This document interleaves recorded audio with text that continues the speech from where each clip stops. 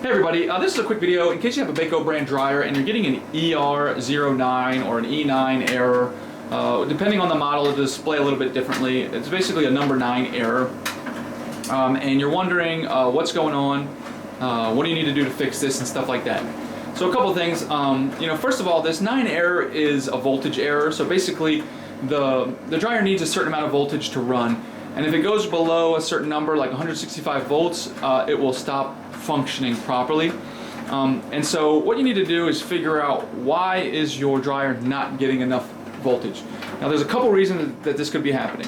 The most likely reason is if you're using, for example, an extension cord that is not heavy duty enough to feed the dryer electricity, you might end up getting this error. So if you're doing that, you want to make sure you plug it in directly into the wall, and preferably it should be on its own dedicated circuit, because if it's on another circuit, if it's on a circuit that's being shared with other things and those other things are sucking juice off that circuit, you can also create this error.